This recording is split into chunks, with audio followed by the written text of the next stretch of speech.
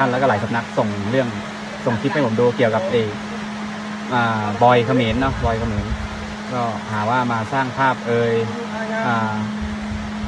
ทำอะไรก็ต้องเป็นภาพมีวิดีโอหลายอย่างป่วยบ้างอะไรป่วยไม่จริงไม่ได้ป่วยบอยรู้จักคำว่าวิตามินไหมก็ให้สื่อความหมายดีๆไปสื่อภาพต่างๆการทำงานของเราเป็นแฟ้มเป็นความทรงจำให้เราได้แต่บอยเลือกที่จะถ่ายทอดพลังลบให้คนอื่นเขามันไม่ใช่นิสัยของคนที่เจริญแล้วมันเป็นสะทุนโทษต่ำไม่ต่ำมันคุณเรียกปอว่าน นิสัยไม่เพิ่นก็เว้าได้หลายอย่างนั่นแหละเพิ่นก็สิพยายามบ่เว้าหยาบอิหยังนั่นแหละแต่ความจริงแล้วนะเพิ่นรู้เบิดนั่นแหละว่าช่วงคลิปที่ทัวร์ลงอิหยังคือเพิ่นเว้าอ้างว่าบักบอยนี่ที่จริงแล้วมันเป็นการแบบอยากเว้าผ่านซื่อๆก็สิเว้าแล้วเพิ่นรู้อยู่แล้วแหละว่าอ่าคนที่ทัวร์ลงนั่นแหละคุณปอนว่านั่นแหละมีคนส่งคลิปอิหยังให้เบิ่งอะนะนั่นแหละคือเพิ่นว่าเรานี่มีมารยาทคุณปอนนี่มีมารยาทบ่อยากเว้าโดยตรงเนาะแต่ก็ต้องอาศัยบอยเนาะบอยเขมรนั่นแหละเป็นอ้างผ่านๆซื่อๆที่จริงแล้วเราอาจสิรู้แหล้วว่าหมายถึงไผเนาะพี่น้องคือเรื่องการที่ออกมาต้องใช้กล้องอย่างที่แอดมินได้เฮ็ดคลิปที่แล้วเนาะถ้าบ่มีกล้องแม่นบ่เฮ็ดเวียกว่าซั่นแม่นสิบ่เฮ็ดงานถ้าบ่มีอินเทอร์เน็ตบอกว่าติดคอนเทนต์แนวนั้นแนวนี้อืม แม้แต่คนลาวนำกันก็ยังถูกเดะพี่น้องเออ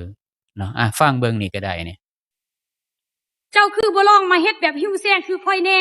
แล้วก็ลองลงขึ้นซื้อเครื่องซื้อของให้กับเจ้าเบิ่งแม่นบางเทื่อสิดีเด้ลองหิ้วแซงแบบนั้นเบิ่งลองไปซื้อเกินลงทุน50-60 ล้านก็ไปซื้อใส่น้ำมันรถเองแล้วก็ขับไปเองลองเฮ็ดแบบนั้นเบิ่งแล้วสิฮู้ว่าการช่วยเหลือน่ะมันบ่ได้สบายเด้มันบ่ได้สบายว่าสินั่งพิมพ์นี่ลงเฟซน่ะ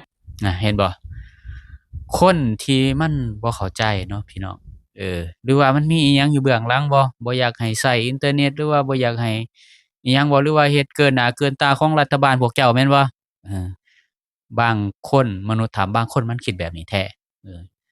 ขนาดรัฐบาลยังบ่มีสื่อมีหน้ามีตาออกมาช่วยเลยสุดท้ายก็มีแต่พวก influencer อิหยังต่างๆอาจสิมนุษย์ถ้าบางคนมันอาจสิคิดแบบนี้ก็สิว่าบ่ช่วยเลยก็เดี๋ยวมนุษย์ถ้ามันก็สิว่าอีกล่ะว่าบ่ช่วยจั่งใดไผเฮ็ดถนนขึ้นไปเนาะก็แม่นแต่แม่นว่าบ่มีสมาคมมูลนิธิเมตตาธรรมก็คือสิบ่ได้อิหยังดอกพี่น้องก็คือก็ตามน้ำว่าซั่นซะก็ตามปกติเนาะตามสิ่งที่มันเกิดขึ้นบ่ว่าในอดีตอิหยังก็แล้วแต่นั่นส่วนหลายก็มีแต่ influencer เหล่านี้แหละออกมาก่อนหมู่เลยเนาะมีแต่คนลาวมีแต่ประชาชนนี่แหละช่วยกันก่อนเลยเนาะบ่ว่าสิน้ำท่วมอิหยังก็แล้วแต่ก็รัฐบาล3มื้อจั่งออกมาเทื่อหนึ่งเนาะช่วยก็บ่ได้เอิ้นว่าช่วยแต่คือเอิ้นว่ามันต้องเฮ็ดตามหน้าที่เนาะมันเป็นสิ่งที่ต้องเฮ็ดเนาะแบบนี้อาจสิโอ๊ยเฮ็ดเกินหน้าเกินตารัฐบาลพวกข้อยอิหยังประมาณนี้มันอาจสิเป็นไปได้เนาะหรืออาจสิอ่า ใส่อคติส่วนตัวอิหยังมันทนบ่ไหวหั้นพี่น้องเห็นคนมันเด่นมันดังกว่ามันทนบ่ไหวอันนี้คือรัฐบาลหรือว่าหน่วยงานของรัฐก็บ่ได้เป็นแบบนั้นดอกแต่ว่าสิ่งที่มันเกิดขึ้นเพราะว่าหยังความคิดเขาได้ปลูกฝังหรือว่าได้รับอิทธิพลมาแบบนั้นเนาะแต่ทางด้านผู้ใหญ่อิหยังเพิ่นก็สิบ่ได้เป็นแบบนั้นแล้วแต่ว่าสิ่งที่มันเกิดขึ้นนั้นก็คือหมากผลว่าซั่นซะที่มันได้ออกมาเนาะออกมาแบบนั้นคือเขาเอิ้นว่าปลูกสิ่งใดได้สิ่งนั้นเออปลูกแนวคิดแบบใดก็ได้มนุษยธรรมออกมาแบบนั้นอืม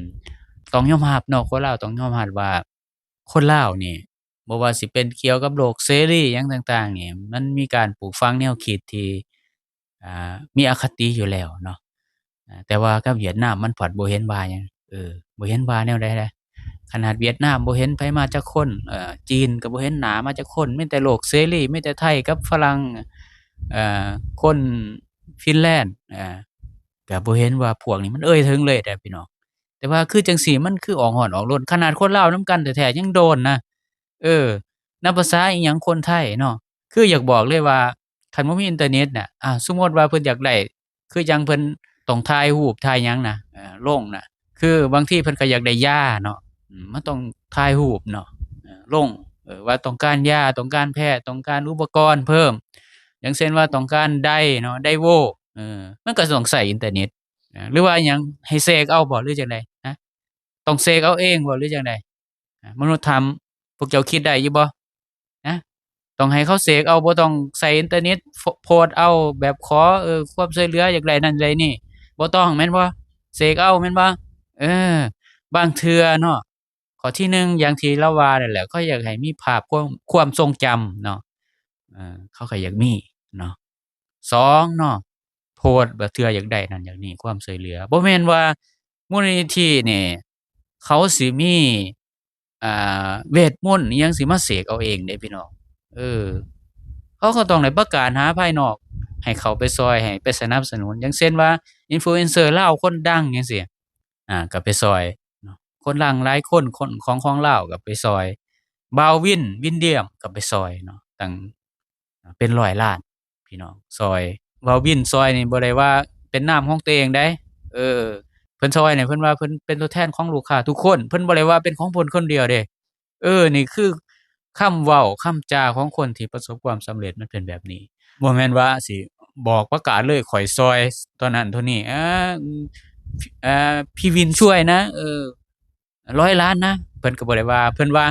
พี่วินขอเป็นตัวแทนเพิ่นว่าขอเป็นตัวแทนลูกค้าทุกคนช่วยพี่น้องที่ติดถ้ำเพิ่นว่าแนวนี้นี่คือเป็นคำเว้าของคนที่ประสบความสำเร็จมันสิมาแบบนี้บ่มีการทะนงตนว่าตัวเองเนี่ยเงินทั้งเบิดที่ซอยไปเป็นเงินของตัวเองเป็นความสามารถของตัวเองเจ้าสิมีความสามารถส่ำใดก็อย่าแต่เจ้ามีความจองหองแต่เจ้ามีความอิหยังที่อยู่ในตัวความทะนุถนโตสุดท้ายมันก็จบแค่นั้นคนที่ไปรอดแล้วไปตลอดฮอดฝั่งหรือมีประสบความสำเร็จส่วนหลายเกิดจากความอ่อนน้อมถ่อมตนเนาะพี่น้องเนาะบ่แม่นสิจ้องหองเย่อหยิ่งทะนงตนเห็นคนอื่นเด่นกว่าดังกว่าได้ดีกว่าบ่ได้มันคือแบบเอาร้อนออกรนน่ะคือมันใจสิรู้สิคร้านน่ะประมาณนี้นั่นแหละคือต้องขอขอบบุญขอบคุณขอบมกขอบใจเนาะทางกู้ภัยไทยทุกคนแล้วก็ influencer ลาวทุกคนเนาะแอดมินก็ขอกราบเนาะขอบคุณเนาะประเทศไทยคนไทยทุกคนเนาะที่ซอยคนลาวเรื่อยมาบ่ว่าสิเป็นทางด้านอื่นๆก็แล้วแต่เนาะทุกอย่างนั่นแหละทางด้านการทำมาหากินก็แล้วแต่ทางด้านการแพทย์ก็แล้วแต่ที่มีการช่วยเหลือคนลาวเวลาคนลาวเจ็บไข้ได้ป่วยตามชายแดนต่างๆนี่เห็นเขาออกคลิปแอดมินก็เคยออกเฮ็ดโพสต์เฮ็ดข่าวไปแล้วเนาะนั่นแหละทุกสิ่งทุกอย่างเลยเนาะนี่แหละคือบ้านพี่เมืองน้องอย่างแท้จริงเนาะแต่ว่าบ้านพี่เมืองน้องของพวกมนุษย์ถ้ำหายไปไสเบิดแล้วบ่เห็นเลยเนาะบ่เห็นหัวเลยบ่เห็นแต่ชื่อบ่เห็นแต่เงาว่าซั่นซะ